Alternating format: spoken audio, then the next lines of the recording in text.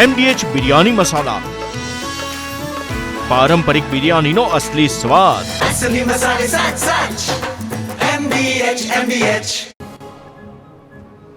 ગુજરાત હાઈકોર્ટને ફરી બોમ્બથી ઉડાવી દેવાની ધમકી મળી. હાઈકોર્ટના રજિસ્ટ્રારને ઈમેલથી અપાઈ ધમકી. હાઈકોર્ટમાં બોમ્બ પ્લાન્ટ કરાયાનો ઈમેલમાં ઉલ્લેખ. સોલા પોલીસ સહિતની એજન્સીઓ દ્વારા તપાસ શરૂ કરાઈ.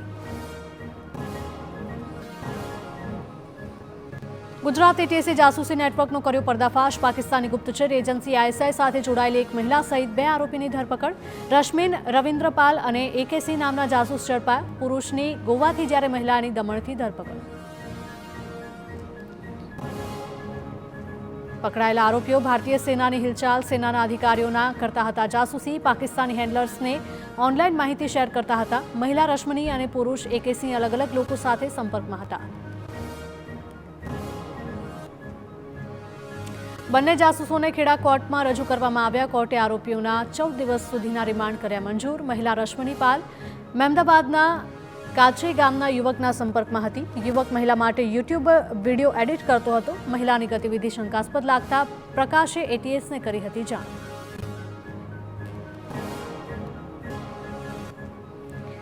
સુરત મહાનગરપાલિકાના આરોગ્ય વિભાગે ડુમસ બીચ પર કાર્યવાહી કરી. ખાણીપીણીના 68 એકમોમાં ચેકિંગ હાથ ધર્યું. 51 એકમોને આરોગ્યલક્ષી નોટિસ આપવામાં આવી. રેલવે અને બસ સ્ટેશન પર પણ 260 એકમમાં તપાસ. સિંગલ યુઝ પ્લાસ્ટિકનો 140 કિલો જથ્થો જપ્ત. 4,36,000નો દંડ વસૂલાયો. સોમનાથમાં ખાદ્ય વિભાગે ચેકિંગ હાથ ધર્યું. મંદિર નજીકની હોટેલો અને રેસ્ટોરન્ટમાં ખાણીપીણીના સ્ટોલમાં તપાસ કરી. 27 પેઢીઓમાં ચેકિંગ કરી 13 જેટલા નમૂના લેવાયા. અંદાજે 3,865 રૂપિયાનો 8 કિલો અખાદ્ય ખોરાકનો નાશ કરાયો.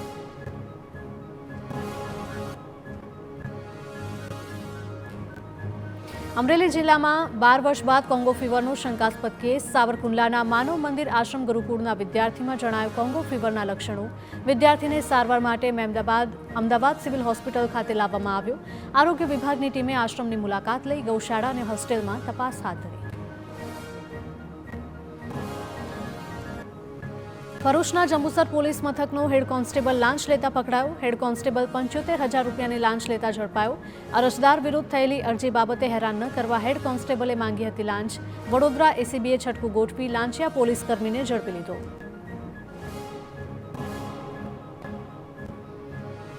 સુરતમાં સુવિધા વગરની ગ્રાન્ટેડ શાળાઓ સામે લાલ આંખ. પ્રેમ ભારતી સાકેત હિન્દી વિદ્યાલયની માન્યતા રદ કરાઈ. જિલ્લા શિક્ષણ અધિકારીની શાળામાં સરપ્રાઇઝ વિઝિટ. સર તપાસમાં શાળા ખંડેર હાલતમાં નજરે પડી. વિદ્યાર્થીઓની ખોટી સંખ્યા દર્શાવવામાં આવી હોવાનો પણ ખુલાસો થયો. શાળામાં વર્ગખંડના બારી દરવાજા તૂટેલી હાલતમાં જોવા મળ્યા. શાળામાં પંખા, પાણી, ટોયલેટ જેવી પ્રાથમિક સુવિધાઓનો પણ અભાવ. શાળાને અગાઉ પણ DO દ્વારા આપવામાં આવી હતી નોટિસ. DOએ સ્થળ તપાસ કર્યા બાદ શાળાની માન્યતા રદ કરી.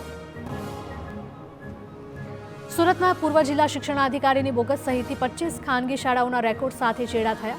બંધ શાળાઓના સ્થળ બદલવામાં મોટો ભ્રષ્ટાચાર થયો હોવાની આશંકા. જિલ્લા શિક્ષણાધિકારી કચેરીના ઇન્સ્પેક્ટર સહિત કર્મચારીની 60 ગાંઠના આક્ષેપ. તપાસમાં 80 જેટલી બોગસ શાળાઓ મળી આવી. શાળાઓએ બોગસ દસ્તાવેજો ઊભા કરી માન્યતા મેળવી હોવાનો ખુલાસો. 80 પૈકી 21 શાળાની માન્યતા રદ કરવા હાલના જિલ્લા શિક્ષણાધિકારીએ ગુજરાત બોર્ડને ભલામણ કરી. શાળાઓના રેકોર્ડમાં છેડા ન થાય તે માટે 106 શંકાસ્પદ શાળાઓના UDIAC લોક કરવામાં આવ્યા. દ્વારકાના ખંભાળિયામાં નેશનલ હાઈવે પરથી વિદ્યાર્થીઓ જીવના જોખમે રસ્તો પસાર કરતા હોવાના TVNના અહેવાલની અસર. હર્ષદપુર પાસે પોલીસે તાત્કાલિક ધોરણે બેરિકેડ લગાવ્યા. પોલીસના નિર્ણયથી વિદ્યાર્થીઓ અને વાલીઓને રાહત.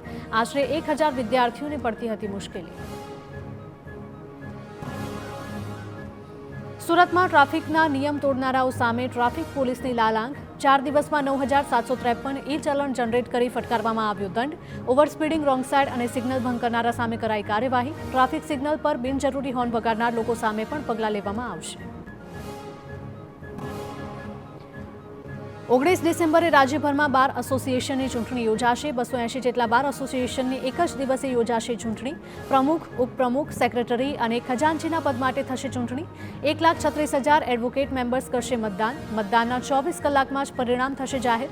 સૌથી મોટા અમદાવાદ ક્રિમિનલ બાર એસોસિએશનનું પરિણામ 3 થી 4 દિવસે થશે જાહેર. જામનગર જિલ્લામાંથી 9 હોમગાર્ડ સભ્યોને બરતરફ કરાયા. જુદા જુદા તાલુકામાં આવેલા યુનિટના 9 જવાનોને નોકરીમાંથી હાંકી કઢાયા. સતત અનિયમિતતા અને ગંભીર ગુનામાં સંડોવાયેલા હોવાથી કરાઈ કાર્યવાહી. જામનગરમાં હાલ હોમગાર્ડ્સની 350થી વધારે જગ્યા ખાલી.